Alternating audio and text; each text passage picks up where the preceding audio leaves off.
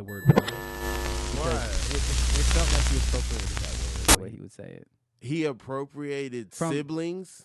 Well, brother, you know what I'm saying? Like he didn't. He would do the A without the hard R, Yeah, I don't know. and he wore do rags. He's a Florida man. Wow, yeah. I mean that's He's Florida man. yeah. I you get on with know? that. Like dyed hair, even though he's got bald head on the top, On the top, not on the sides. not on the sides. That's that bozo. That's the what sides he's is longer. It's it's like when you see him with the bandana on, doing. and one of the longest bandanas, do-ragian, Yeah, some would say. do-ragian. You say Do-ragian. do-ragian. Yeah, yeah. You're like, all right, this guy's cool. And then the minute like it comes off, you're like, yo, this guy's crazy. Yeah. And No, that- for sure. And then back in the day, they used to cut themselves. They used to hide a razor to cut their like heads open, So to so say they that would have be blood. bleeding Yeah. from the head. Yeah. Isn't that crazy? Extracurricular blood. Like the crazy part is if they would have just talked to like a special effects department people, like all you have to do is put a little packet of blood up there. Fake wrestling, real blood. But why? The thing is just like, especially during like we're talking about Everything like is during the fake. 80s. Like during the Yeah, 80s, it's like yeah. when it was just like, oh man, we just found out what AIDS is, and it's like, Yeah. cool. Let's all let our foreheads bleed all over Let's each other. Let our foreheads bleed. I mean, I don't think they were worried about in the wrestling community. They're I mean, I think they injecting- should have been. They got needles. They got blood. Okay. They're just in the risky business. I'm not mad at that actually. And the thing is, you might be surprised, but how little I actually know about wrestling. Okay. I've never watched an actual episode of wrestling in my life, Okay. I don't know if they call it episodes or show, or whatever it is. I don't. Yeah. I guess. Do you, What- do you what watch do wrestling?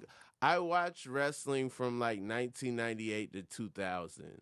Oh, you had a solid 2 years. I you had were a in. solid 2 years where I consumed all of wrestling possible. Wow. And how were like, those 2 years? I mean, renting everything from Blockbuster, understanding the history, like looking up, like whole backstories, wrestling magazine. Like I had 2 years. That's me. When I get into something, I get into it. I see that. And then I also drift in a different direction. But you can't even call it ADD if it was 2 years. Like you were just like, okay, I learned all of it. I get it. I'm moving on. Something else has caught my interest. Yeah. So, I mean, you had to have enjoyed it during that time though, right? Oh, I loved it. Who was your favorite wrestler? My favorite wrestler, okay, so I'm from Atlanta, Georgia. Okay. And that is like home of Ted Turner and all he's doing. So WCW was heavy in the city of Atlanta. And we got TBS for free. Okay. Everyone got it over the air. Nice. So we would see Saturday Night Wrestling, just by chance. So, and WWF wouldn't come near Atlanta Mm-hmm. because It's too black?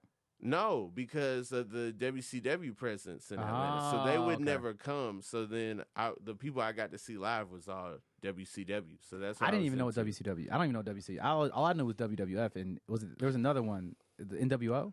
NWO was a faction in WCW. It was like a gang. They were the bad guys. And Okay. So that's when Hulk Hogan turned heel, became Hollywood Hulk Hogan.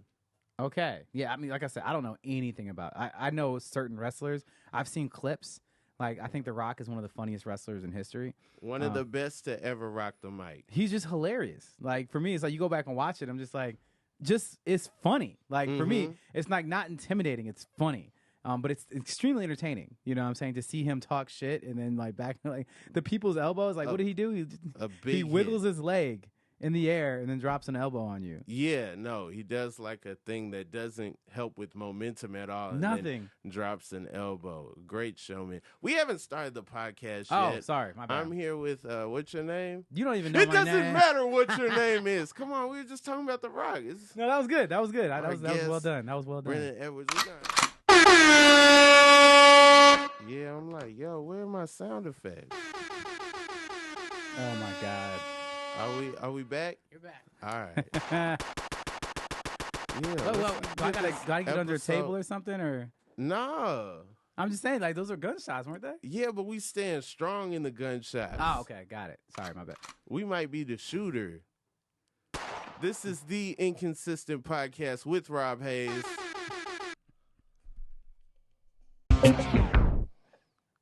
What's so funny? It's just the juxtaposition. Had no clue what song to pick for Brennon Edwards. This feels like a video game running, like it open. Yeah, it feels like it opened to me. But I mean, I was laughing because you're one of the funniest people ever, in my opinion. But your comedy comes from your extremely high energy, and how energetic you are. Come on, man. So for you to match that energy with all these crazy sound effects for me, it was very fun. Okay. Yeah. I've been compared to Martin Lawrence, Chris Tucker, Arnez J. I can see that. Yeah, maybe Arnez J. Yeah, no, like when you see me, you're like, yo, is that Arnez? And I was thinking Jim like Carrey. Like a young Arnez. Yeah, Jim Carrey for sure.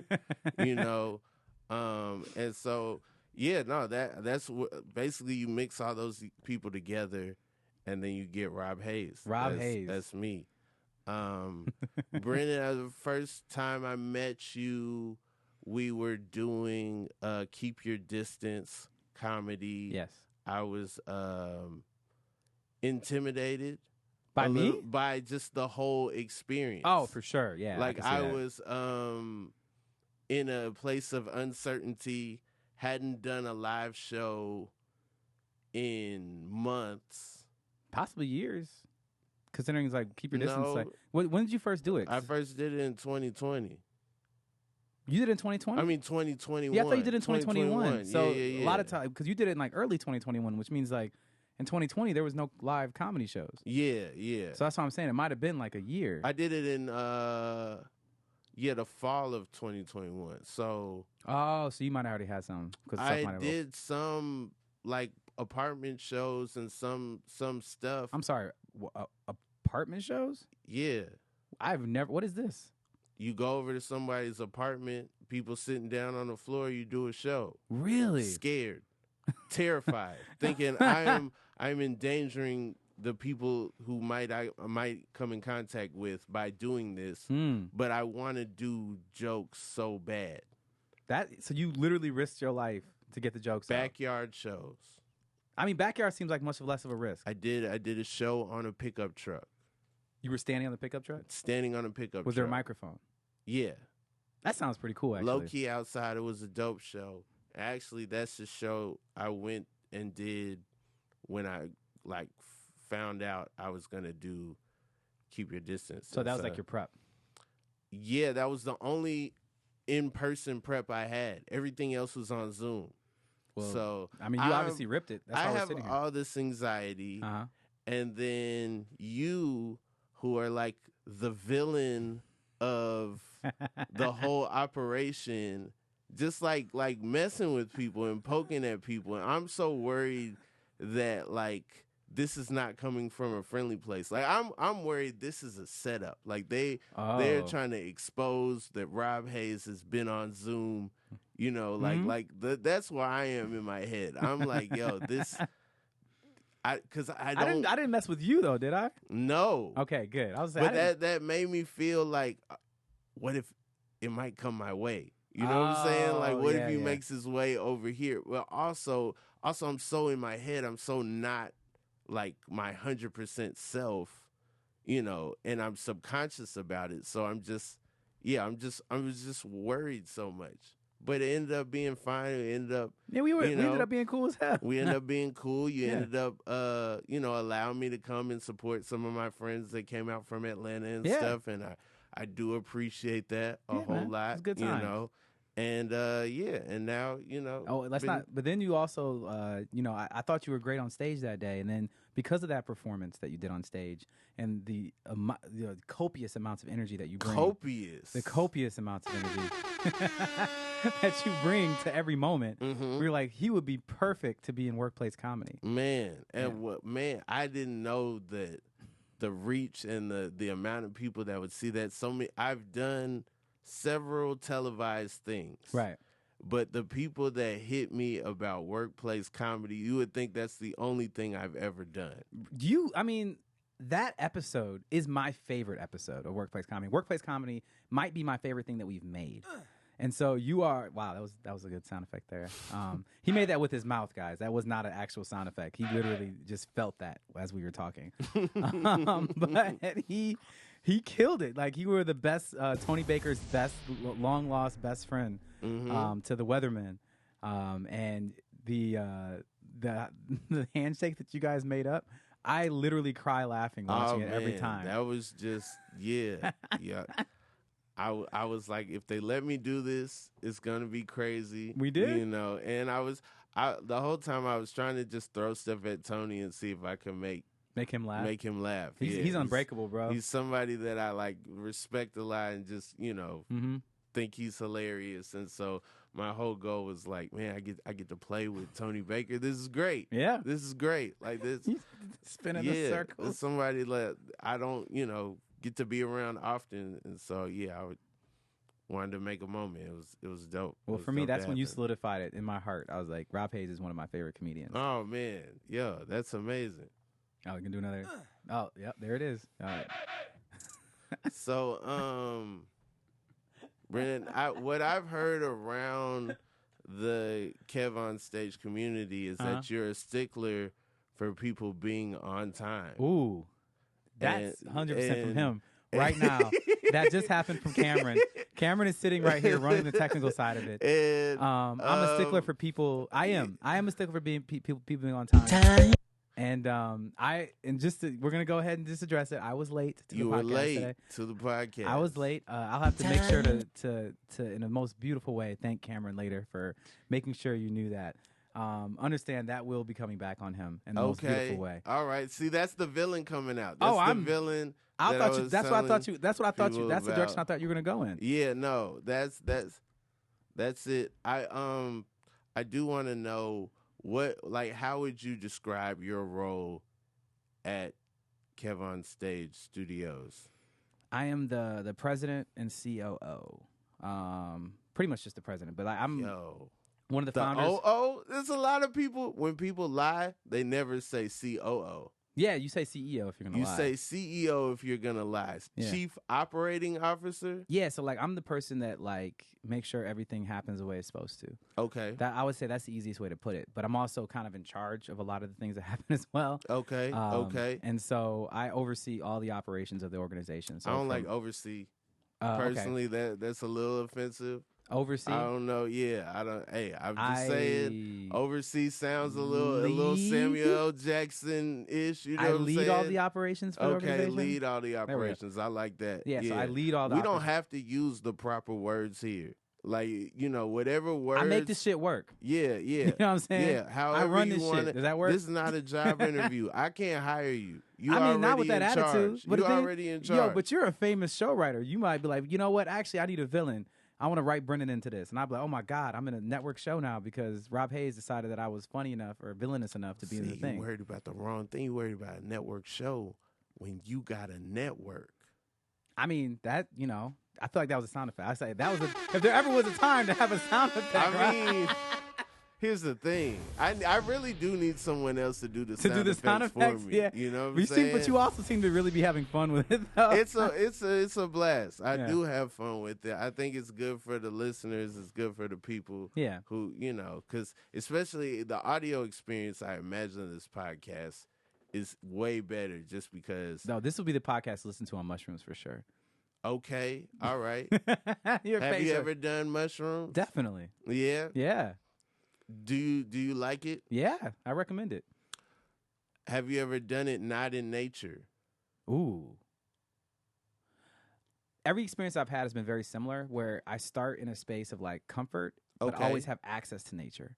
Okay. So I've never done it where it's just I'm in a secluded concrete jungle or something like that. I've never done it in that space because that's a feeling that I always want when I'm doing it. I'm always want to be out and be around trees. And sure. So it's that feeling always comes to me. So I'm if I'm ever going to do this, I always set aside enough time in a really comfortable space with people or a person that I'm really comfortable with and then have access to nature. Wow. A plan. Oh, dude, come on. I So make you're plans. never at a place where somebody's like, "Hey, you want a microdose?" No. Oh, I'm okay. never like, so nobody That ever might just have slides it been- across the table. You know what? F it. Let's go. Like that's Might never have me. been half the times that I've done it. Really? Yeah. Every time I've done it in New York, it was not my plan because I wouldn't plan to do shrooms in New York. No. But How was that? I mean, like one time I did it, I was out, and it was like You mean like out on the street, in the streets, like going out partying? No, or? I was like in a spot, and Okay. I had to sit down, and I'm sitting down, and everything that's happening around me is like a movie. Oh. But the mood of the movie keeps changing. Like it's like a happy movie, and then it's like, oh no, this started out happy. Now this isn't happy anymore. I have to leave this movie. Yeah, I have to get out of here. The other time I did it was on the 4th of July, and Fireworks? I'm scared of fireworks already. Why are you scared of? Do you have like some trauma with that, or? I'm scared of fireworks because I don't trust the average person with explosives. I think that's a valid. I have a short story for you for that, if you don't mind, really quick. Sure. That is valid. I was at my Okay. boy last year. I was at my boy Donald's house. He lived downtown LA. Okay. And we were on the rooftop, his rooftop. They have like a high rise. They're on the rooftop of this place, and there's a bunch of people up there. And there's one guy who's out there doing fireworks. Now, Donald's wife is pregnant. She's like 7-8 months pregnant at this point.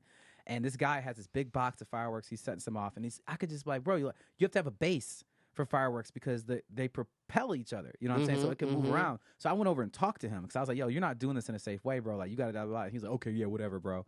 And literally the next firework he lit, it flipped over, it spun around, and then it shot a firework right at his pregnant wife.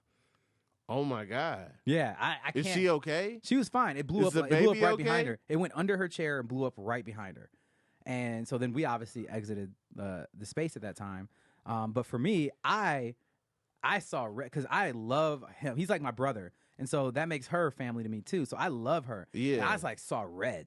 Like, Yeah, I was that's- so mad. that's Like, I scary. just talked to you about That's this Negro. scary. Yeah, it was bad. But yeah, that's Is the there a difference between video of this? No. Because if there was, I would send that to the Supreme Court. and To be the like, Supreme Court? This is what you guys are causing to happen. They're shooting fireworks. Wow. They were trying to do an abortion like with a firework. And y'all, it's only because you made it illegal. This is what happens. This is what happens. This is your America. This is your July 4th. This is American as it gets. We having abortions with firecrackers. Jeez. How do we get go back to your fear? How did you why are you scared of fire? All right. Goodness. Okay. I'm sorry. This is not my podcast. My bad. Man. You took it. I just followed your lead. You were like abortion. Okay, go ahead. I'm sorry. I'm just Yeah, well, they don't need the context of the video. They'll get the message. If you know? use that clip right there to promote this podcast, I will never forgive you. Doggy. Just in so my you know. head, I was like that. No, I will never. That's I'm the just saying clip- this like clip that's the one. clip. Like, yeah, man, when Brennon was joking about doing abortions with fireworks, that's it. Let's use that. That's what's gonna make the people come. It might. Wow. This guy, Rob Haze, ladies and gentlemen. Rob Haze. I do need applause. I don't have an applause sound effects. I do need that. That would be helpful. Yeah. So anyway, my fear, like all you have to do to have fireworks is just be able to go to a place that will sell you fireworks And be old enough and be above 18, or get someone above 18 to buy them for you. buy fireworks for you. Yeah. That's not enough. Well, it also depends on the You're state. not a pyrotechnics person, and those people mess up. Well, it depends on the state you're in, though, because like in California, you can't buy the ones that shoot off in the state here, can you? I know You in can't Michigan buy you can. them here, but you can buy 'em off. acquire them somewhere Yeah. and then bring them here. There's so much effort required, though. If you're willing to travel across state lines to get these type of explosives, then, you know, for me, there's a level of dedication to that. That means that you're probably going to be dedicated to being, like, somewhat safe with them. No.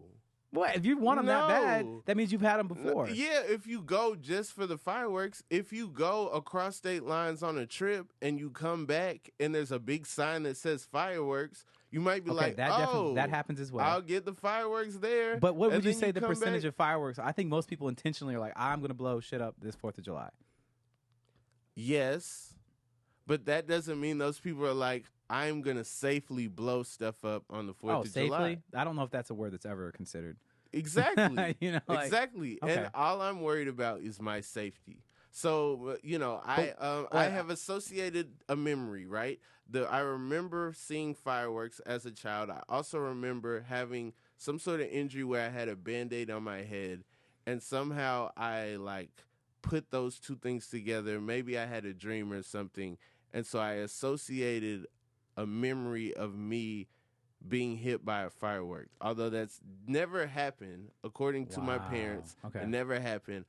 I have that association. So, when the governments do fireworks, does that make you uncomfortable? Anybody. Baseball teams. But it's like there's the fire department doing it. You're like, I'm not comfortable. You think I trust the government? I would trust the fire department to save me from a flaming building, yes. Yeah, I would trust them to save me from a flaming building. And honestly, the answer is yes. I do think you trust the government. I think, okay. I'm just saying, the reason I say that is do you eat food approved by the FDA every day? Do you stop at red lights? I mean, do you take showers in the water that the government provides? I do stop at red lights. That's trusting the government. When it comes to traffic, that's the government. I am a stickler for obeying all the laws of traffic. But that is government. Who made those laws? Who runs those lights? It's the government. So you're saying, do I trust the government? It's like, well, in certain aspects, you trust it with your life every day. That doesn't mean I trust everything the government does. You didn't say that. You said, in general, you do not trust the government. You said, I don't trust the government. Do you think I trust the government? I'm like, yes. Yes, you do. You might not trust every aspect of the government, but you definitely have trust for it. I study political science, so we can go there if you want. I too studied political science. Oh, let's do it. Yeah, we're both not using those not poli-sci degrees not even at a all. little bit. Yeah, we can use it now. We about to start for no reason. Yeah. Of course. Wow, you study political science? Where'd you go? I went to the University of Georgia. What was the focus of it? Because mine was public administration, public policy. My focus was getting out of school. That was literally my actual focus as well. Like what happened was I was pre-journalism. Mm-hmm. I didn't get into the journalism school. Damn. I scrambled and I found something that I have some sort of interest, especially at that time. This is it was Obama time. Yeah. And it was it's fun to watch the news. I literally did the exact same thing. Yeah. I was pre-business. And I was like, I don't like math. And I failed a math class. And I was like, I'm not doing this anymore. What can all my credits transfer to and graduate me in the amount of time that I have the scholarship for? Yeah. And also plays to my strength. They were like, I was like, something that's reading, writing, and talking. They were like, political science. I was like, done.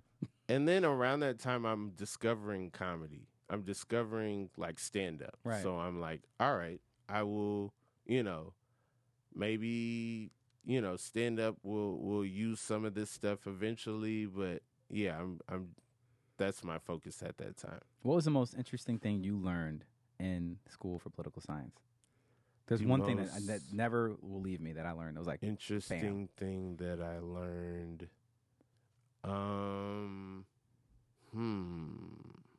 He's really in it, guys. Eyes closed. I don't know. You didn't learn anything interesting? No, I'm trying to think of the most interesting thing I learned. I don't know. Come back to me. All right, I'll tell you what mine was. Yeah. I remember that we were talking about the media, mm-hmm. Specifically the news and how it works and how it influences politics and how it influences policy, and that also influences how our public sector employees interact with people. And our professor said, always remember is that the media can't decide what people or you think, but it can decide what you think about. And understanding the difference is a really powerful place to be in, because it's they could talk about coronavirus and tell you whatever they want to all day. You might not agree with what they're saying, but you're going to be thinking about coronavirus now. That's true. That is true. So they put it out there. We start talking about it. Here we are. Do you watch any news? Do you watch any local news? Any national news? I listen to the NPR. I listen to NPR. Okay. The podcast every day on my way into work. I listen to the little 4-minute ones they have on the way in. Normally when I leave, I listen to it again on the way home. Then I have Apple News, so I read articles and stuff sometimes. But I don't watch CNN or Fox or anything. I don't watch TV at all, actually. I'm starting to feel subconscious that I don't read the newspaper. You mean the physical newspaper? Yeah. Do you listen to anything that keeps you updated on anything? Of course. So then why do you feel like you need to read the newspaper then? Because my parents read the newspaper and their parents read the newspaper. But that's because they didn't have access to what we have access to. They didn't have a little piece of glass in their pocket that tells them everything they want to know about the world whenever they want to know it. But it also is trying to sell me stuff at all times. And newspapers don't have advertisements? They do, but it's like it's right in the middle of the articles. Yeah, but you how do you think they learn how to it? It makes it fun to read around the art. That's the same thing. You could read articles and the same thing. You have to read around the ads when you read articles. Nah, it's not the same. Go to see it. It's literally like they took. It's not the same. You loading up on that? That's where you are. That's where we just loading up on that. It's like I didn't know. That's what you're like. No, it's more of a symbol. Got it. Yeah, no. Those are distracting, but I really like them. They're not to distract. They're just to it's just seasoning. No, but I like them. Though. That's what I'm saying. Like I'm enjoying them so much that they distract me. It's not so much like I'm distracted. Stop doing it. It's more so like keep doing it. I'll leave you alone. I apologize. I want them to keep going. I used to really be into like equal time laws. Like equal time? What do you mean? Like basically when you have an election, if you give a certain amount of ad time to somebody, then you can't give, you have to give their opponents the same amount of time. That's fun. And then like when Arnold ran for governor in Cali, because of equal time laws, they couldn't play his movies. What? Because he was running against 30 other people, and then you would have to you would just ruin whatever network. So like so many Arnold Schwarzenegger movies, because they used to Kindergarten Cop, Terminator, There's Terminator 2, yeah.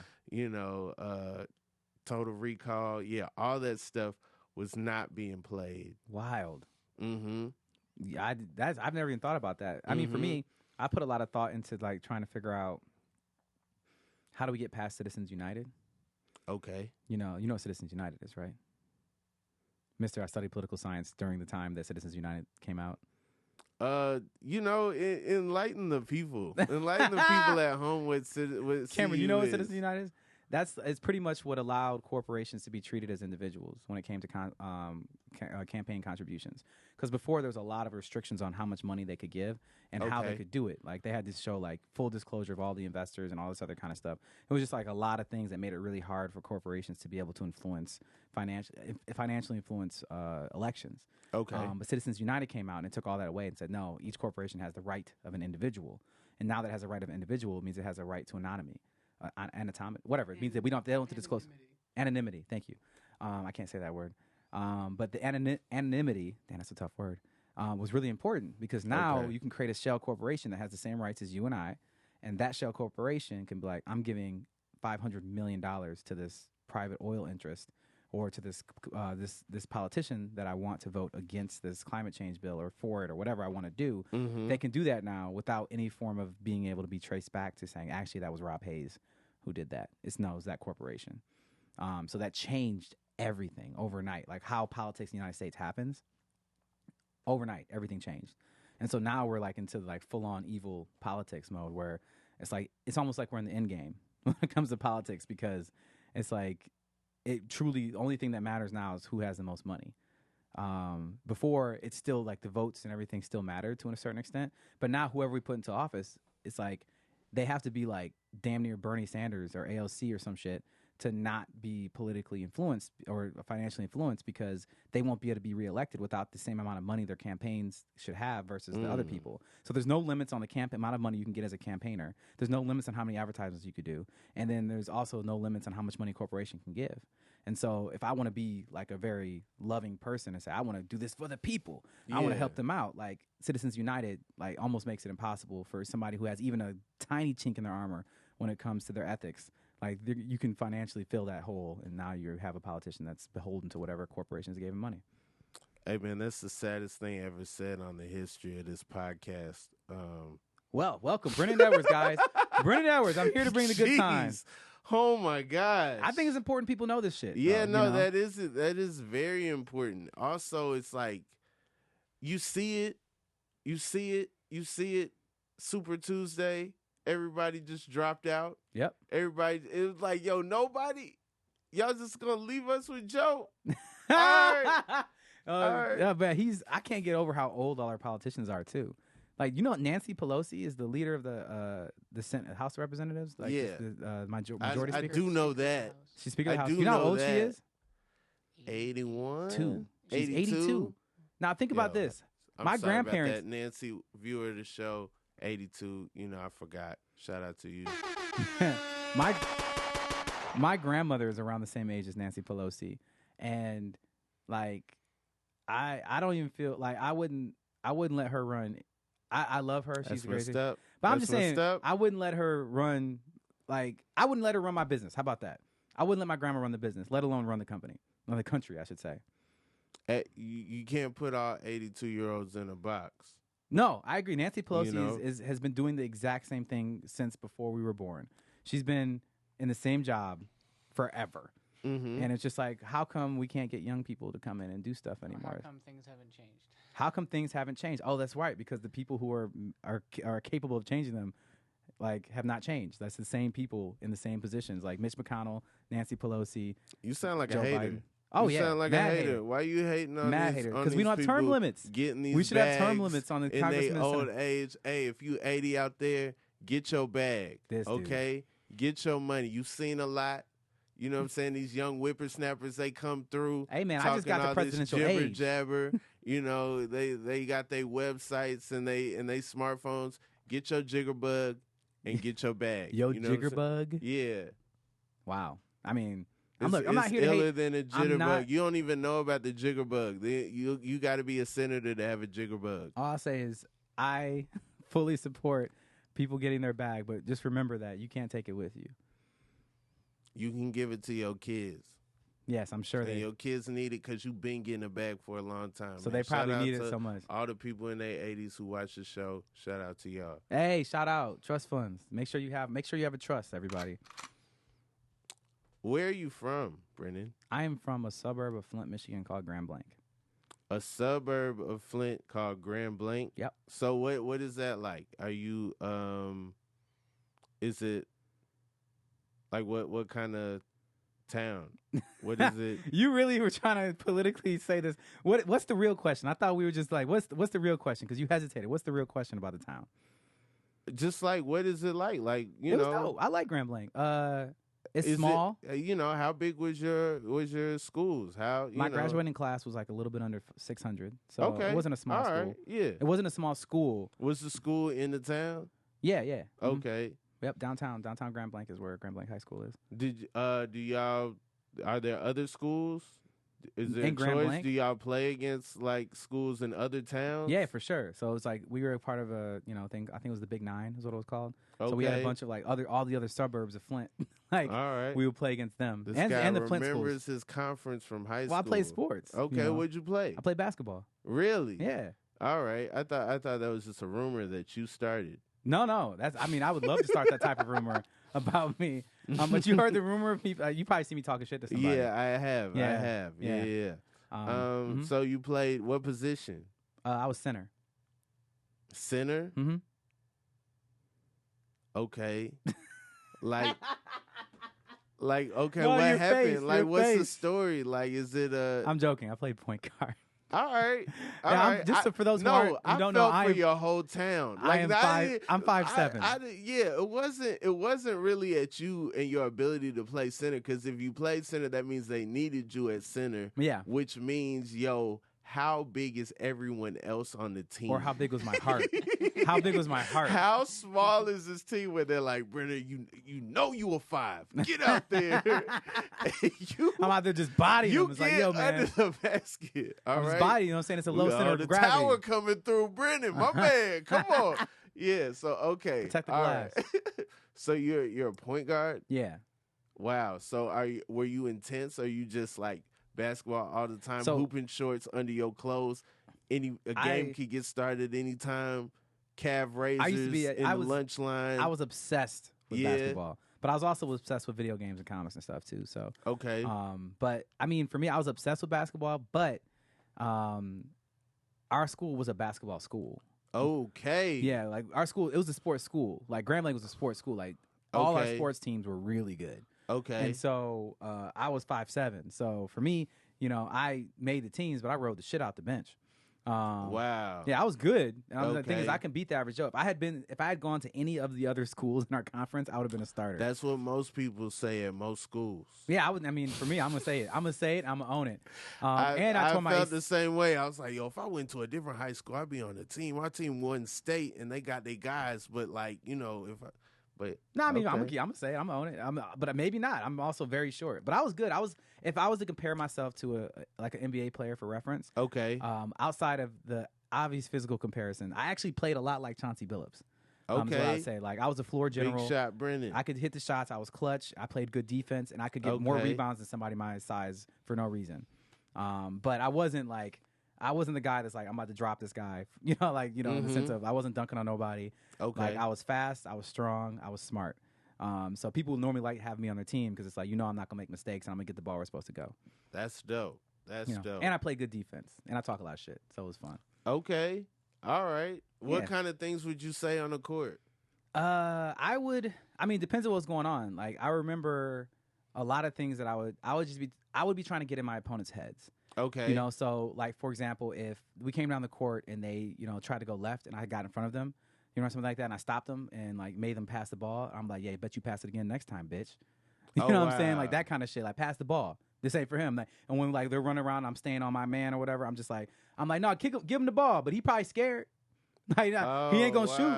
Okay. So like throw him off the game, and it works. It worked a lot. That says a lot about Brennon, the COO, the villain. Yeah, you got the same kind of slap your hands down energy sometimes. Yeah, I did a lot of with that. your coworkers. I did a lot of the slap the hands and hit the stance. I was good for that. Yeah, I would.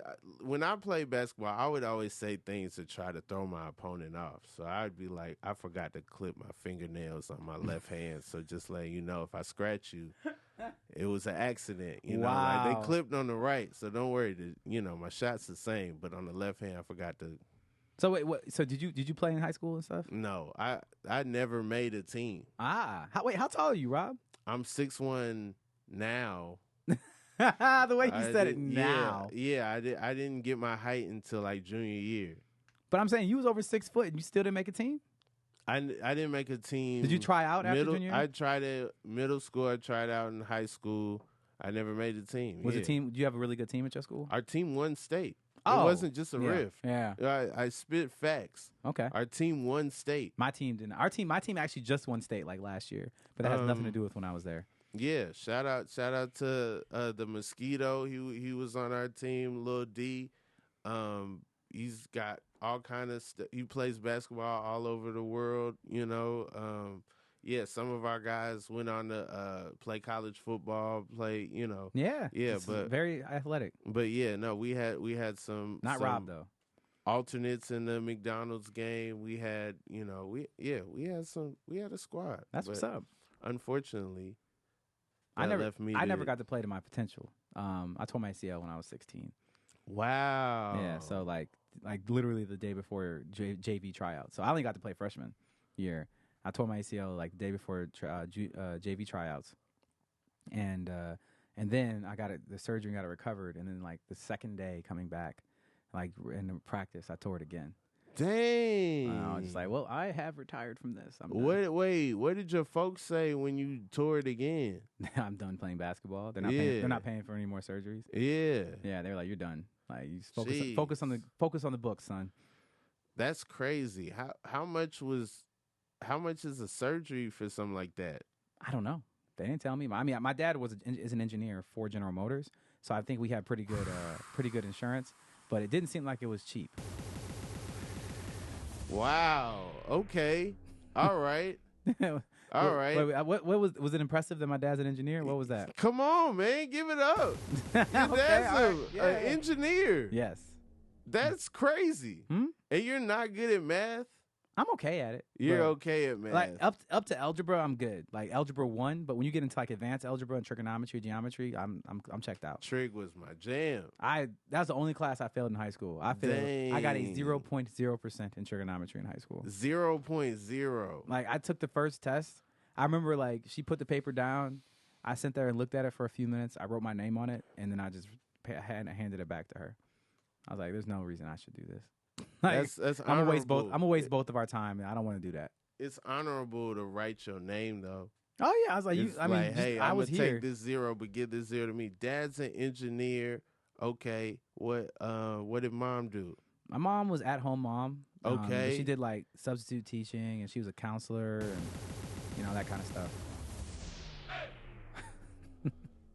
Got to give equal love. Yeah, I see that. Yeah. No, I mean it's a bit of a flex. There's a lot of people that don't have that life. You know what I'm saying? For sure. Yeah. A lot of people don't have like, she making lunch, homemade lunch.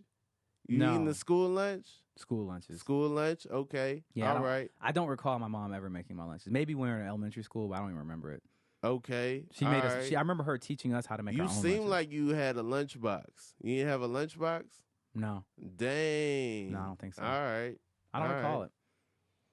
I don't recall it in a lunchbox. Nope. Okay. I would just. I cul-de-sac? No, didn't live in a cul-de-sac. But the neighborhood I grew up in was at an apple orchard before it was a neighborhood, so we had a bunch of apple trees. Apple trees. Don't recommend them. Do not recommend them. Threw apples at people? Oh, yeah, for sure. Okay. Mm-hmm. Got some apples thrown at you? Definitely. They hurt. Okay. Really bad. All right. That's when you have an abundance of apples, when you start throwing them. Well, if you don't treat apples, they're disgusting. Oh, so you throwing rotten apples? Yeah, rotten apples, but also just like deformed apples, and like they're all really small. Because like the reason our apples are so big is because we treat them to make them bigger, so we have more. We treat them with chemicals. Think, man. Think. But we do that to make them so that, because otherwise it would take about 4 or 5 apples to give you what you get from one apple right now. Which is just seems like a waste of energy. I got you. Okay. Yeah. So it was good times. But Rob, I want to know more about you though. Like, well, get a podcast. Okay, you're right. You're right. I'll shut up. This is your podcast. I just am curious. Rob, let's put it on you. What else didn't you learn? I think I think you're more interesting than me. I mean, hey man, we only have you as a guest when we have you as a guest. You're right. You're here all the time. I'm here all the time. I don't know. What do you want to know about me? No, I was gonna ask, like, if you didn't play sports in high school, like, what was your thing? Well, okay, I didn't say I didn't play sports. I didn't play basketball, even though that is my favorite sport. I did play chess, football. Oh, okay. Up until sophomore year, and then I played soccer. Our first ever soccer team that we had, male soccer team at Mays High School. And that means you were trash when you first started then. The guys that weren't Mexican on the team were trash. That means you were trash. As a non-Mexican, I was a very, very entertaining person on the bench. Like, I really kept team morale. Like, I'm like, yeah, shirt around the head, like all kind of stuff. Pablo, I got you. Come on. Like, yeah. I'm a blast to be around. Everybody wants to be next to me on the sideline. Except for the coach, he's got to focus. Shout out, Coach probably didn't like you very much. No, but didn't like me, but loved me. But was like, I love you as an individual, but this like, year wouldn't have been the same without you. Right. You know, but we had some non-Mexican guys that were really good. We had one guy that was Jamaican that set a record for goals in a game, 14 goals. What? Who are they playing? What? Just other Atlanta high school. Soccer's not really big in Atlanta. No, obviously. 14 goals in a game? Yeah. I feel like they would just blow the whistle, give him the ball, and everybody just get out the way and he just kick it towards the goal. That's basically it. Yeah. We got so many offsides penalties because it's just like... How do you know? Yeah, because Duke gets the ball and it's a wrap. Mm-hmm. Mm-hmm. That is absolutely hilarious. 14 goals in a game. Yeah. I mean, the competition was terrible. Maybe we might have ended some soccer careers. We might have, They were never careers if they didn't score 14 goals. And then I'm talking crazy trash from the sideline. Yeah, I can see that. Yeah. I lost count. I don't even know the score. Because of course we don't have a scoreboard. Oh no, it's the first year of a soccer team. It's the first year of a soccer team. We used to call soccer player. I'm not going to do that. All right. Yeah, don't do it. I don't know. What else would you like to know? I would like to know what was No, that was it. All right. I also was a varsity in debate really? all 4 years. That seems correct. Went to the Atlanta Urban Debate League. They would take me downtown to Atlanta every Wednesday, and I would watch. We just work on, like, we'd have huge tubs full of evidence, and we'd have policy debates. Tubs full of evidence. Yeah, so huge. We go to Walmart or Home Depot, get a big plastic tub, and then it would have like these accordion files full of just evidence, and we're just making evidence all day and just printing out stuff, different articles and everything. Bro, debate is way different in reality than what it is in my mind, because I'm like, what? Y'all have I had no idea I had no idea what goes into debate. Oh yeah, no, it's crazy. You get one topic for the whole year, and then it's just a race to just find like the best arguments and stuff. And so is it the same topic as other teams? So everybody gets the same topic. And you just have everybody gets. But the same they give you the side you have to take for it as well. So there's an affirmative and there's negative. So affirmative is like proving whatever it is. Yeah, and then what's an example of a topic? One topic we had one year was like coral reefs. Like, should we mine, around coral reefs, or should we be protecting coral reefs and that type of thing? 1 year, that seems like an easy one. If I was on the positive, on the negative, it'd be like, humans need oil.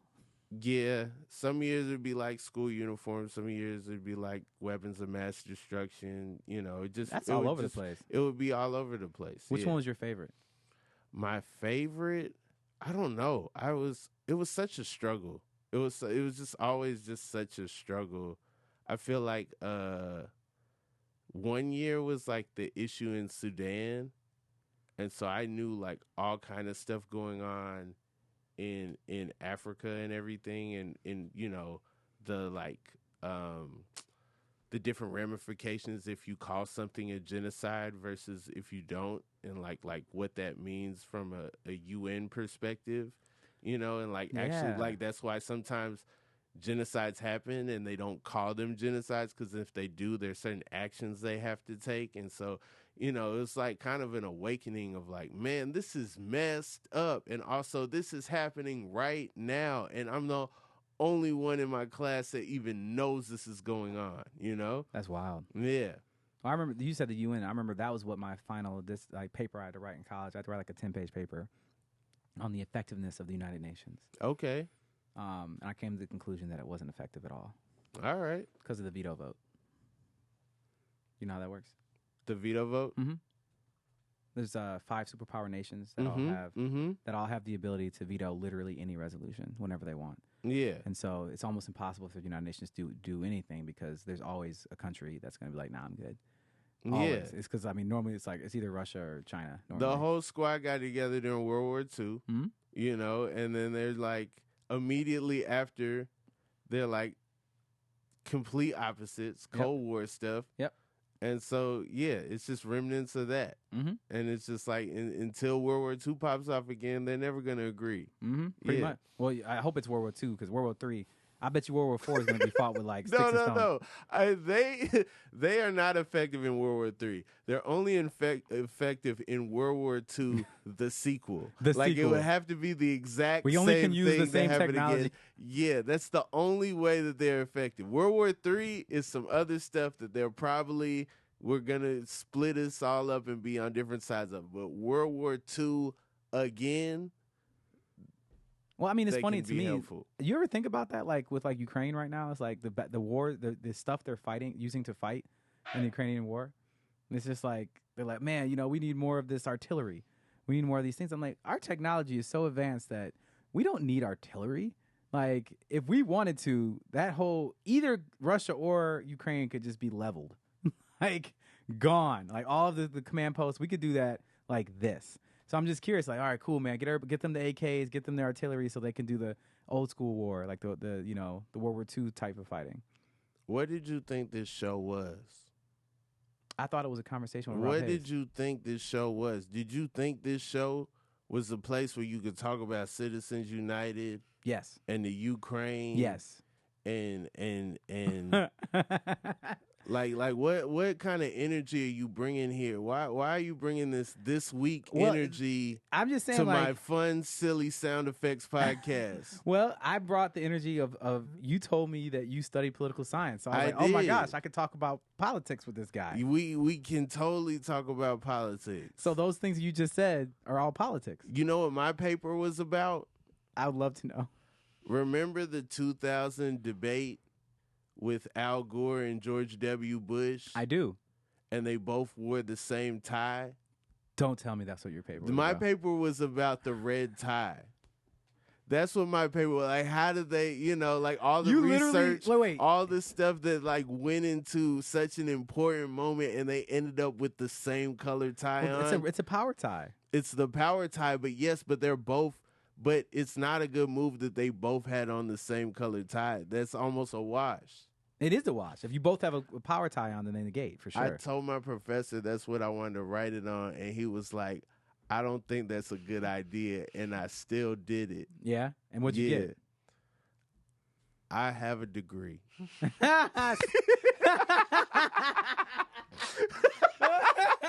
Yo, you just George Bush that was the most George Bush answer possible. That was hilarious. Like, I have a degree. C's get degrees, baby. Come on, man. Hey, once I discovered stand-up, I was like, I got to get out of here as fast as possible. Like, I'm just... So wait, why didn't you just leave at that moment? Like, why did you need a degree? I knew that my parents... I was super manipulative. Knew my parents would help finance my dreams for a second if I had a degree versus if I didn't. So wait, you're saying you manipulated them. They didn't manipulate you. It was a mutual manipulation. Got it. Okay, yeah. That makes sense. I mean, for me, it's crazy to me how eerily similar our college experience was. Okay. I graduated and did all that. Just like my goal was like, I want everybody on my ear. Okay. Like, I'm gonna get a degree, so shut up. That's kind of what I was just, I'm done. I'm absolutely done. I'm doing this, so you can't say shit to me. I'm gonna do what I want to do. Fire.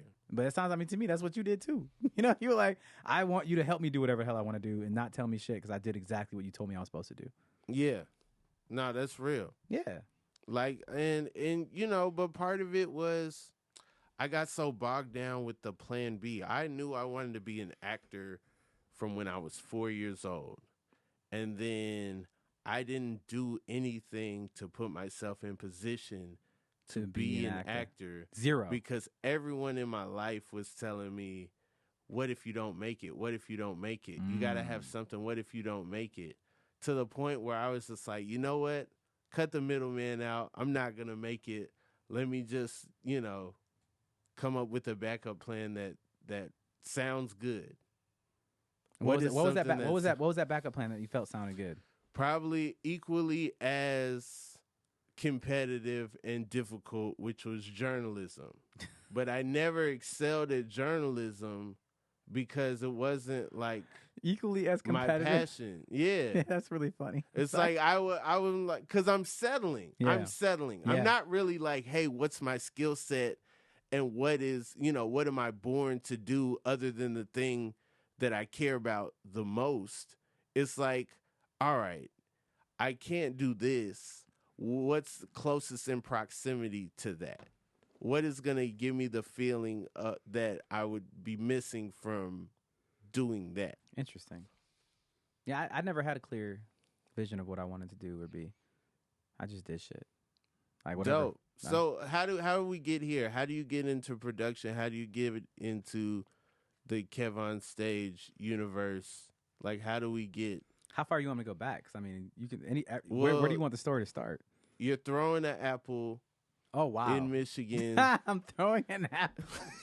All right, so after the epic Battle of Apple Wars, I found myself graduating from Oakland University with a political science degree in 2009. Worst time. Oakland University. That's in Michigan. In Michigan. Yeah. It's in Oakland County. So Oakland County, Michigan. It is a D1 school that has a D1 basketball program, Oakland University. They've made it to the dance about 3 or 4 times. Okay. Basketball's done. No, it ain't done. It's never done. Basketball is for life. Basketball is life. So you played at Oakland? No, hell no. Exactly. It's done. I played with them though. Okay. Yeah, I was. You play I would with be them, on the practice Connect squad. Four. No, I'll and, play basketball with them. Okay. Yeah, I was not as good as them, but they would let me play with them. They would. I was honored. I was like, y'all gonna let me be on the court with you? They would. They're like, yeah, you're good enough. I was like, all right, cool. Dope. Practice squad. It was such a bad idea with my knee, but I couldn't help myself. Yeah. I love basketball. So graduated from Oakland, political science. Worst time possible. Had absolutely no options when it came to the job because of the economic downturn. Okay. When I was in college, I was the president of a entrepreneurship organization, and during that time, we had formed a partnership with Walgreens. Okay. And so that partnership let me get an internship with Walgreens the summer before I graduated. Then they offered me a job when I graduated, so I worked there for a few years. Ended up being like, yo, I respect the company, but I hate the job. So I left and started working in nonprofits in downtown Detroit. And then I did that work with kids for a year. I loved that. And then from there, I was like, all right, I see the ceiling here. If I stay in Michigan, I'm going to get fat. I'm going to have kids. I'm going to live a life that looks just like the life of every single other person I've seen around here. And I'm like, that's cool and all, but I don't want that. I don't want it. I don't want to know what my life is going to look like. I want to see what I'm capable of. I want some uncertainty. Yeah. I want to If I'm going to take a risk, I'm 22. I want to starve some years so that I don't so eat good. I have a twin brother, Alonzo, Mm-hmm. and he was supposed to come out with me to L.A. Did he play basketball? He played with me. He didn't make the team, though. He didn't really care. He didn't really care. He wasn't super competitive. Like, he was way more athletic than me. Like my brother is like a hyper athlete. Like I'm a good athlete. He's like a hyper athlete. Wow. So he had the physical gifts to be able to play, but he didn't have like that killer instinct. And I had that. I'm here to win and you will lose. And so I could will myself to play above my level, where my brother was just like, I'm just here because I want to hang out with my brother and my friends. So I will keep up with everybody because it's easy for me to do that. Yeah. So we were supposed to go to L.A. together, move out here, but he got an offer because he's a musician as well to go work with the big music artists in Atlanta. So he went and did that. I came out here by myself. I drove out here by myself, and I didn't know anybody. I had a couple people who connected me with a couple people, and so I was couch surfing and homeless for like the first year. I was out here, and I came out here with the attitude of like, I'm going to happily help everybody that I can as much as I can to the best of my ability, and then I'm going to get discovered or noticed. And it took about 7-8 months to do it. A woman named Audra Bryant gave me an opportunity. She's incredible. Love Audra forever. She works with KevonStage Studios now, actually. Dope. But she gave me an opportunity to stage manage her play. She had a play she wrote. Okay. And the director taught me how to be a stage manager because I thought I just kept the stage organized. Come to find out, I was running the lighting cues, the sound cues, like all the actors and the ushers and everything. But it went great. And after the last performance, there was a woman who came and she was just like, I'd like to take you to lunch. And I was like, are you paying? She's like, yes. I was like, I'm in. And then she pretty much interviewed me for the whole lunch. And I was like, what is going on? And she was like, oh, I want to hire you. I was like, for what? She's like, the X Factor. And I was like, what is that? Oh, man. Yeah. You didn't know what the X Factor was? I had no idea what the X Factor was. And she's like, just show up to this address on Monday. I'm going to have you be an outreach coordinator with me. And so I showed up, and it was the corporate Fremantle Media, corporate offices. I was in there. You know, like my office, like I'm sitting here. The executive producers for the show sat right there. Simon? Simon was technically an executive producer for the show, but he didn't come into the offices. Ooh. There's two Simons. People don't know that. There's two Simons. Okay. There's Simon Cowell and his business, the silent part, another guy named Simon, who runs all the business stuff. And so he would be in the office occasionally, but it was actually a bunch of British dudes that, they were cool as hell, actually. And so I ended up working in that office and working for that show and getting moved to different departments over the course of a year, and ended up being stuck over into the producers department. And they liked me so much by the time the job ended, which I was blown away by. I was like, jobs end? I'm from Michigan. You get a career. You're in it forever. Nah, dude. That's how you get fat. Bruh, exactly. So they were like, exactly. They're like, nah, you ain't getting fat. Get out in these streets. Yeah. And so one of the producers recommended me for another job. And it was for another production company that was doing travel channel projects. Okay. And that was like small crews, like 6 or 7 people traveling around the country doing a collection of shows for the travel channel. Extreme yachts, extreme doomsday bunkers, extreme RVs, big cool toys. They all had the same format, but were different shows for this for Travel Channel. So you working on X Factor, then you leave there, you go to Travel Channel. Yep. Extreme yachts, extreme. So if it's got an X in it, you thinking you got it. So you like, I'm about to work on the You next just drew X-Men. You just drew like the X-Men, craziest, like, you know what I'm parallel. saying? First class, you know, I'm in there. Bro. I know I'm on the production. My X resume is going crazy. Yeah, you just drew a line that never existed to me Come until on, this man. moment. That was amazing. That deserves something, doesn't it? No? Yes? Yes, I think that deserved that. One horn. Rob Haze in these streets, man. When it comes to X's, my man Brennon, he got you on the production side. We you know out what I'm here. saying? If it's got an X in it, X-Files coming back, holla at your boy. You know what I'm saying? The truth ain't out there without my man Brennon, you know? Pimp My Ride, Exhibit, you know what I'm saying? X to the Z exhibit. You know what I'm saying? I'm down, you know what I'm saying? It'd be the greatest show ever. So, all right. So Gas is in Burbank. Like moving out here and like seeing like, oh, that's where they pimp the ride. No, yeah, and seeing like West Coast Customs and It's stuff. right by Walmart. Yeah, I've seen it a bunch of crazy. times. I'm just like, this is a real place. It's right there. Yeah. You know? Sorry. No, it's all good. That was hilarious. I forgot where I was. Oh, so that's where I met Tony Valentino. He was Okay. I was the producer. He was the assistant camera operator at the time on that show. And Tony Valentino had the idea of starting a production company because he's like, these people aren't geniuses. I could do this on my own. And he's like, I'm gonna travel to Asia and I'm gonna shoot a bunch of cool stuff and I'm gonna sell it and it's gonna be great. And I was like, that's a stupid plan. I'm not doing that. And he's like, well, I'm gonna do it with some other people. And so he just left and did it. If you know Tony, he's a very strong-minded person that when he gets his teeth into something, he ain't letting it go. And so he did it. And he called me from Asia. It's like, all right, the people I did this with are stupid. This isn't going to work. You may or may not have been right. When I get back, you're doing this with me. We're going to do it right. And I was just like, and at the time, I had moved on to another job. I was working for the BBC on the Top Gear. Okay. No X's in that one.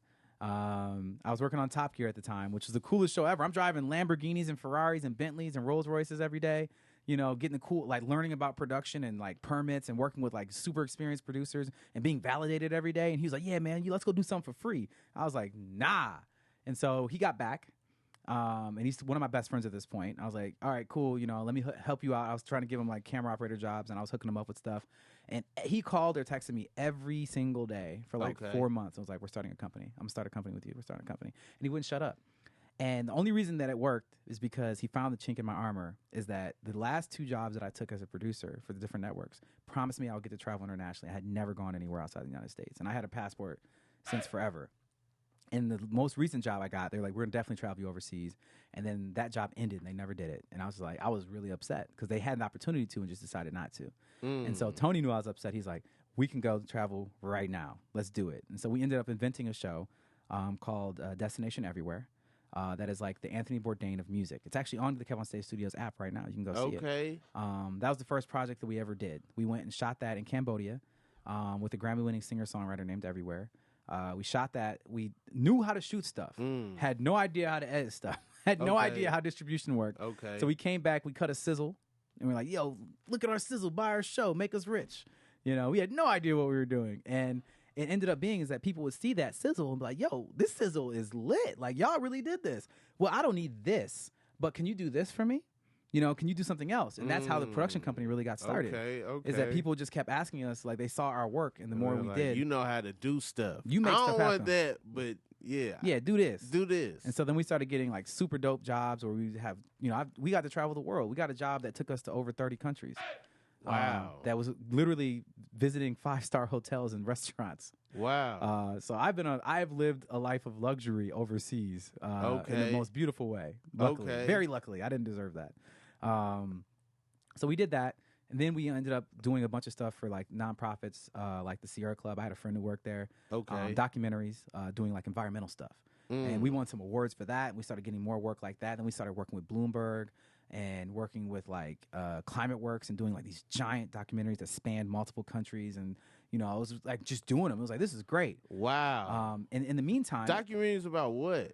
All about climate change or about like ways that ways that things are happening that can help educate other people about how they can do it. So for example, like the first documentary we made was called Reinventing Power.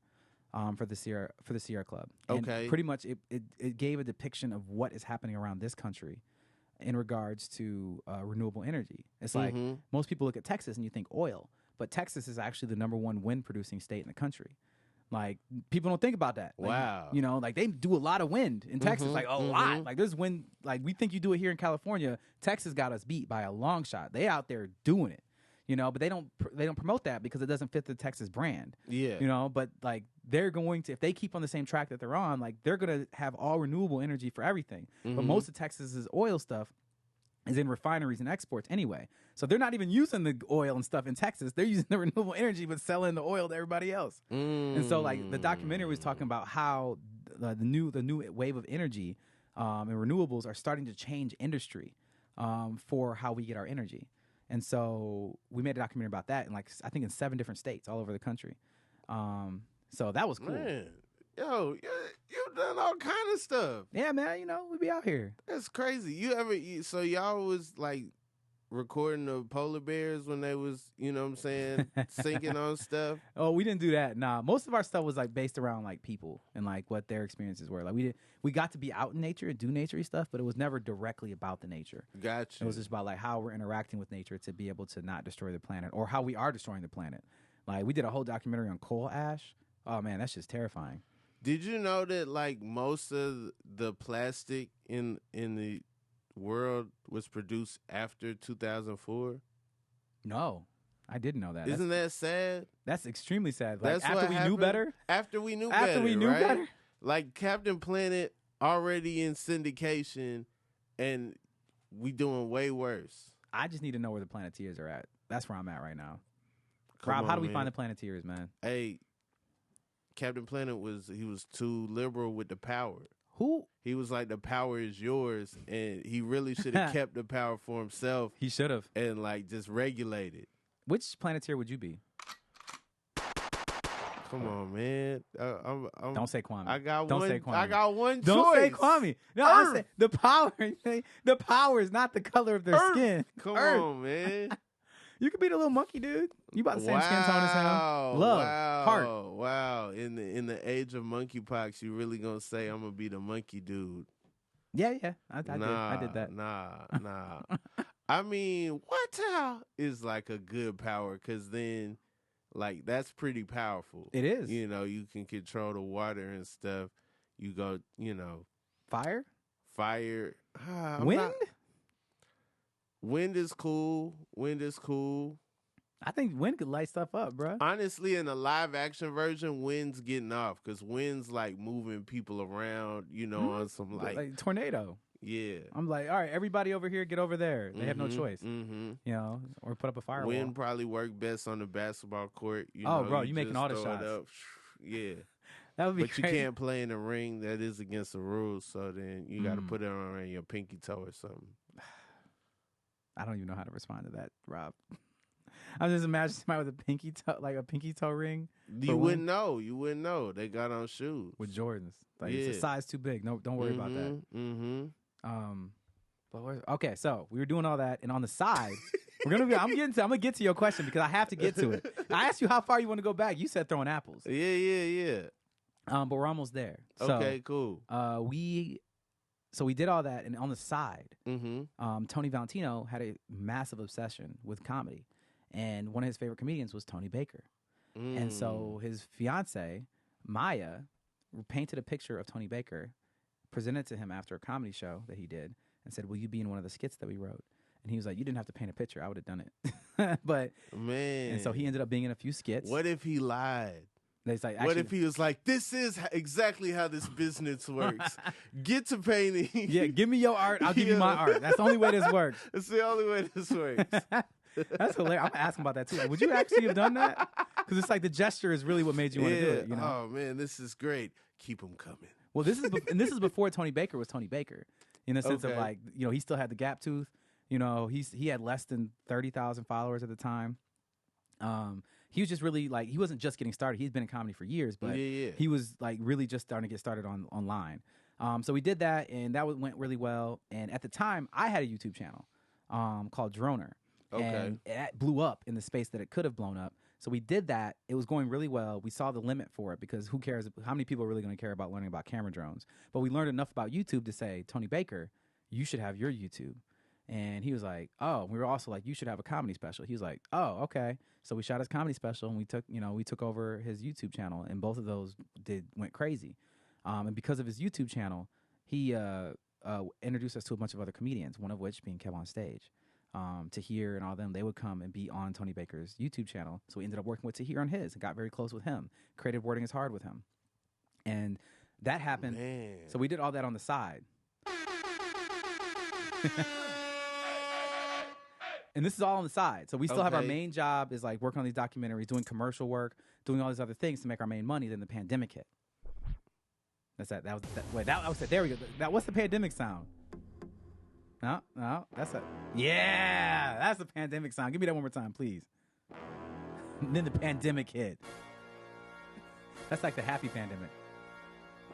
Yeah, I like that. So the pandemic hit. We lost. That was awesome. I'm sorry, that was great. How many sound effects do you have? Too many. Yeah, this is great. I love this. But yeah, we lost all of our clients as soon as the pandemic hit. Force majeure part of our contract, acts of God. We lost all of them. We lost like $500,000 in a day in clients. And yeah. $500,000? Oh, in clients. So like pretty much the rest of our year was already booked out for clients. Yeah. In March. We had a bunch of clients and it was like $500,000 gone. And so at that point, we're like, what do? We had a studio in Glendale. And we were just like, how do we pay for the studio? How do we pay ourselves? What do we do? We didn't know. And another comedian did, during the pandemic, this is like months in, another comedian did a comedy show, virtual comedy show. And Tony, my business partner, was with the camera operator for that. And he came back afterwards like, Brennan, this dude made like a lot of money in one night. His following isn't even close to as big as the people we work with. Like, maybe we could do this. And I was like, let me think about it. And so we figured out, maybe we could do it in the back of our building, paint the back wall, and maybe we could do it. I hit up Tony Baker. I was like, yo, man, like, we should do this. And he was like, I don't do virtual comedy shows. I was like, damn, I should have presented you a painting. You know what I'm saying? I would have brought him a painting. He would have done it. And I was like, damn it. So then I called Tahir, and I knew Tahir didn't, at the time, didn't have the following to really support doing something like that. But I just was like, I need to talk to another comedian and figure out, like, is this a good idea or not? Because Tony Baker, bless his heart, is one of the greatest comedians of all time, in my opinion. But, you know, he doesn't care about doing business. I'll say that. He's not into the business side of things. An artiste. He's a true artiste. Respect. So that happened. I called Tahir. Tahir was like, let me think about it. Hung up, immediately picked up the phone and called KevonStage. And was like, Kev, you need to holler at Brennan. He has an idea that I think is going to work for you. So then Kev called me. I didn't even have Negro's phone number, so I didn't know what the number was. I just answered. Kev called me. He was like, nigga, why didn't you call me? I'm like, I didn't have your number. Like, I didn't even, I met him a couple times. Wow. But I didn't know him like that. So. Well, wait, what? Yeah. So I'm thinking you're in the whole operation so Keep Your Distance is the, like, beginning of you. Yo, that's crazy. Yeah, right? It seems so smooth. I was like on the, like, within the first 5. First year. Yeah. You were in the first year of us working together. You were there. And it seemed like like y'all had been doing it for a long time. Well, and that's actually the experience that Kev had too. Because I remember the very first Keep Your Distance. We told Kev, I think he had a call time of like 5 o'clock. This Negro showed up at 2. Because we already knew that he had already sold a bunch of tickets to the show with a flyer. Yeah. Nobody knew what the show was going to look like. Nobody knew what it meant. His followers, Kev's followers, are special. They are very, very special. Like Kev has cultivated an audience that defies logic with how loyal they are to him. And I think he's incredible for that. It's completely logical. Because he's dope. Give him his credit. No. Defies logic is an insult. We not doing that here. Not in the building. Okay. All right. Let me take that back. It doesn't defy logic. It exemplifies how incredible of a creator and a marketer that Kev is. And it could be bigger. It will be bigger. It's getting bigger every day. Yeah. Global domination. Sound effects. You're going to be doing documentaries on how Kev is changing the world. He already has one of those. He already got one.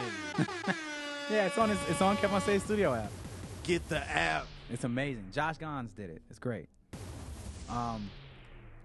So we did Keep Your Distance. And the first show, he came 3 hours early to his call time, and he showed up. Was like, okay, what's the problem? What I got to fix? And I looked at him. I was like, fix? Like, we're good, bro. He's like, what do you mean? And I walked him through. I was like, here's the camera setup. Here's how we figured out how the lighting's going to work, because at that time, the sun wasn't setting at the time the show was going to start, because we were going to stream for the East Coast as well, and we were streaming it live. And so we were like, all right, so we figured out all the camera settings. We've been outside every day this week to make sure it works. Here's this, here's that. Like, I showed him everything. Here's how the live switching works, everything. And he was just like, oh.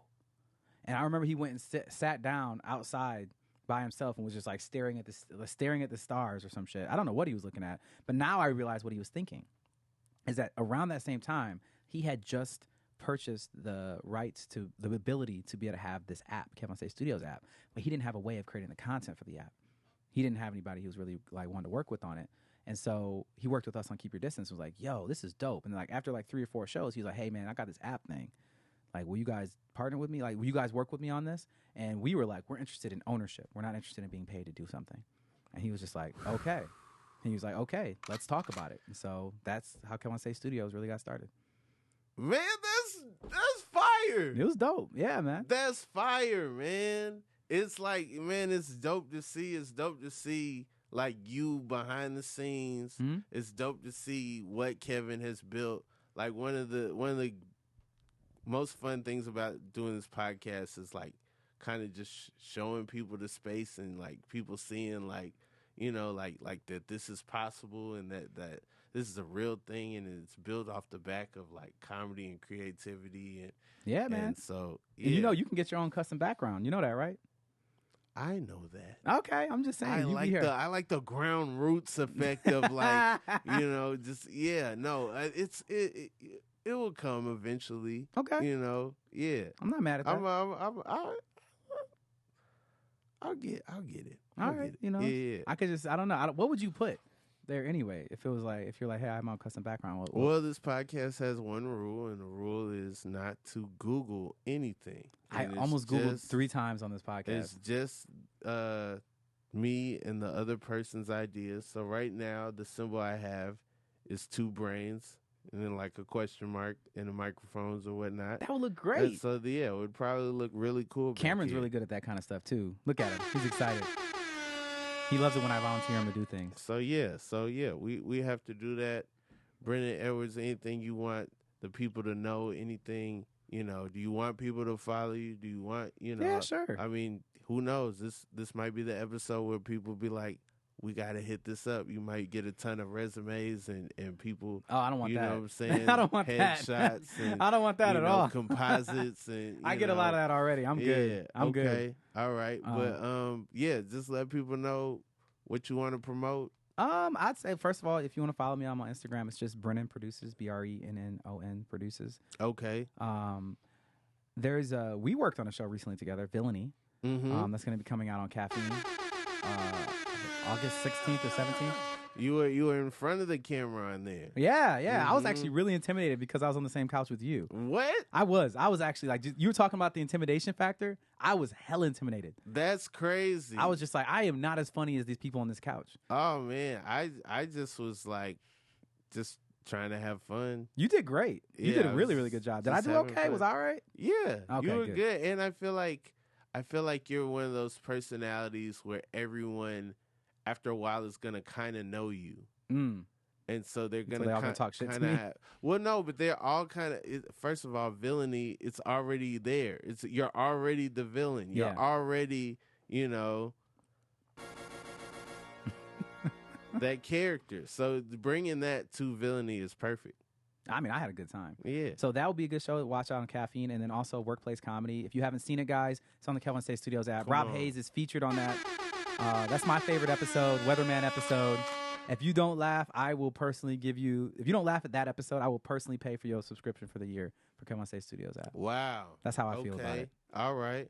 Because I mean, can you watch that episode without laughing? I enjoy watching it. I find different stuff every time. You know, and there's so many subtle things in every episode. Like, and if you're a fan of the app, if you're a fan of KevonStage Studio, Rob Haze, Tahir, Tony Baker, you will see endless Easter eggs in those in the Workplace Comedy episodes. Because we out here like that. And I'm in it too sometimes. Yeah. I do like how the whole building is involved, and like it's dope what you guys got going on with workplace comedy, as well as all the other stuff on the KevonStage Studios app. Thanks so much for coming through the podcast. Thank you, man. I appreciate you having me. It was it was a good time. Of course. I'm happy we got to talk about mushrooms, politics. Yeah. Origin a little stories, bit of and sports. everything. Yeah. My fears, my past, your history, which was amazing, given the fact that you weren't on time. But it's okay, Oh. See, and the thing is, Rob, you just planted the seed that now we get to have this type of relationship. Yeah, no, I'm ready now. Okay. I'm ready now. I wasn't ready then. I'm at full strength most now. people don't want this smoke, but if you... I am ready for the smoke. Cameron, I'm you a heard bit that? of a smoker. Yeah. Okay. Yeah, let's go. Those are my shots, by the way. All right. Actually, my shots sound like that was more like a 9mm. You got like a 45 or like a... I don't. There have been complaints about the quality of the gun sound, and we are working on that. Don't worry. Thank you. Me and the team we're getting together. We're working on the gun sound effects. It was a cute BB gun kind of thing. Yeah. But, Reload is strong though. That's a good reload. The reload is strong. Yeah. That's why I'm way heavier. I'm reloading way more than I'm shooting. It's crazy. Yeah. It's like mad ammo. All kind of issues with my firearm. All bark, no bite. Got it. Mm-hmm. Yeah.